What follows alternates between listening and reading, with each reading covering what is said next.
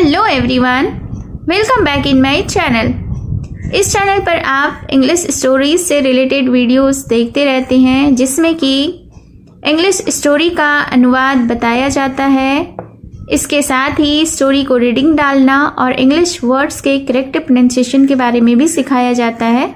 तो अगर आप इस चैनल पर न्यू हैं, पहली बार विजिट कर रहे हैं, तो मेरे चैनल को सब्सक्राइब कर लीजिए और जो बेल का आइकन दिख रहा है उसे भी प्रेस कर दीजिए, ताकि मेरी आने वाली वीडियोस का नोटिफिकेशन आप तक पहुंच जाए। तो आज जो मैं स्टोरी लेकर आई हूँ, यह एक शॉर्ट इंटरेस्टिंग स्टोरी है। यह एक फेरी टेल है, बहुत ही अच्छी स्टोरी है। वीडियो के एंड तक बने रहिएगा। हो सकता है इसमें से कुछ ऐसे वर्ड्स हों जो आपके लिए न्यू हों, तो आप उसे नोट डाउन कर सकते हैं और अपने वर्ड्स पावर को भी बढ़ा सकते हैं। तो चलिए स्टार्ट करते हैं आज का यह इंटरेस्टिंग स्टोरी। आज के स्टोरी का टाइटल है द मैजिक लैम्प। मैजिक का अर्थ होता है जादुई, लैम्प यानी कि चिराग या दीपक। तो शीर्षक का अर्थ हुआ कि जादुई दीपक। So let's begin the story. In the poor hut there hung a beautiful lamp. Poor का अर्थ होता है गरीब, हट यानी कि झोपड़ी। हंग का अर्थ होता है टंगा हुआ। हैंग का पास्ट टेंस है हंग। हैंग मतलब टांगना, हंग यानी कि टंगा हुआ। ब्यूटीफुल यानी कि सुंदर, लैम्प यानी चिराग। तो इसका मतलब हुआ कि एक इन द पुअर हट यानी कि एक गरीब झोपड़ी में there hung a beautiful lamp, एक सुंदर सा चिराग या सुंदर सा दीपक लटका हुआ था। It had some strange drawings upon the glass, but no one knew what they were, not even Mrs. John, the poor old woman who lived in the cottage. सबसे पहले इस सेंटेंस के वोकैबुलरीज को देख लेते हैं।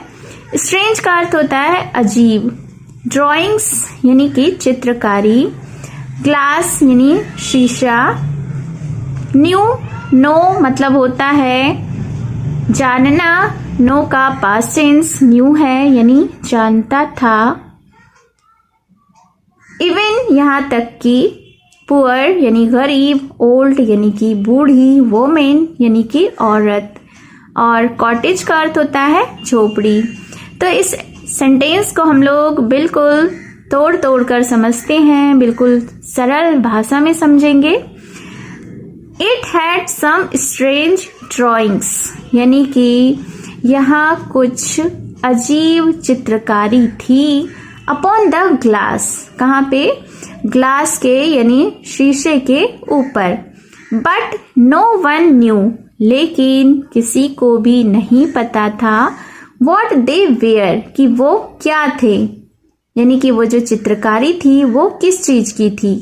नॉट इवन मिसेस जॉन, यहाँ तक कि मिसेस जॉन को भी नहीं पता था। द पुअर ओल्ड वोमेन जो कि एक गरीब बूढ़ी औरत थी, who lived in the cottage जो झोपड़ी में रहती थी। तो इस सेंटेंस को हम लोग एक बार फिर से देख लेते हैं कि ग्लास के ऊपर, शीशे के ऊपर जो ड्राइंग्स यानी कि चित्रकारी बनी हुई थी वह बिल्कुल अजीब तरीके की थी, जो कि किसी को भी नहीं पता था कि वह किस चीज की चित्रकारी थी। यहाँ तक कि मिसेस जॉन जो कि एक पुअर बूढ़ी औरत थी जो उस झोपड़ी में रहती थी, उसे भी उस चित्रकारी के बारे में नहीं पता था। She sat on the bench outside the church every day. And if someone gave her a penny, she would eat something. Outside का अर्थ होता है बाहर की तरफ, चर्च यानी कि जहाँ ईसाई धर्म के लोग प्रेयर करने जाते हैं, उस जगह को चर्च कहते हैं। एवरी डे यानी प्रतिदिन।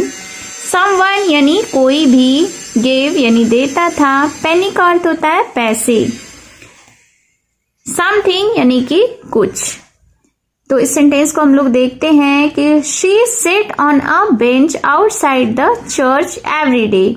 वह चर्च के बाहर प्रतिदिन बैठती थी। And if someone gave her a penny, और अगर कोई उन्हें एक पैसे देता she would eat something, वह उससे कुछ खाती थी। One day यानी एक दिन someone gave her space to stay and she had a proper meal। someone यानी कोई भी, स्पेस का अर्थ होता है जगह है, स्टे यानी ठहरना, प्रॉपर मील यानी उचित भोजन।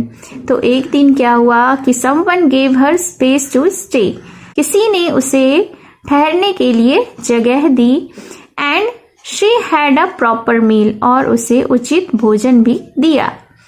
She was so happy that she decided to clean her hut and even rubbed the lamp। She was so happy, वह बहुत खुश थी, that she decided to clean her hut, और उसने निर्णय किया उस झोपड़ी को साफ करने का, and even rubbed the lamp, और दीपक को भी रगड़ा। That night यानी उस रात, while she slept, a fairy appeared in the hut and waved her wand all around। फिर क्या हुआ? फेरी का अर्थ होता है परी, अपीयर्ड यानी प्रकट हुई, वेव्ड यानी कि घुमाना, वैंड का अर्थ होता है छड़ी, ऑल अराउंड यानी चारों ओर। उसके बाद क्या हुआ कि उस रात while she slept, जब वह सोई थी, अ फेरी अपीयर्ड, एक परी प्रकट हुई, इन द हट यानी झोपड़ी में, and waved her wand all around, और अपनी छड़ी चारों ओर घुमाई। In a flash the place turn into a neat little cottage. In a flash यानी कि एक चमक में, the flash turn into a neat clean cottage, वह जगह है बिल्कुल बदल गई एक साफ छोटी झोपड़ी में, with food in the kitchen, जिसमें कि रसोई में खाना था, and a chicken coop at the back with dozen hens, और पीछे दर्जनों मुर्गियों वाला एक चिकन कूप था। Mrs John awoke to find everything changed and never went hungry, और फिर मिसेस जॉन जागी और पाया कि सब कुछ बदला हुआ है, और फिर वह कभी भूखी नहीं रही।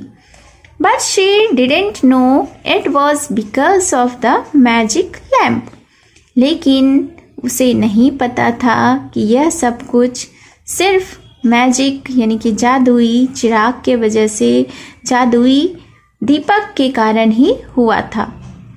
So this was the story. आपको यह स्टोरी कैसी लगी कमेंट में ज़रूर बताएं, और आपने इस स्टोरी में कौन सा न्यू वर्ड सीखा यह भी कमेंट में बताएं। तो मिलती हूँ मैं फिर से एक न्यू इंटरेस्टिंग स्टोरी के साथ। Till then take care and bye bye.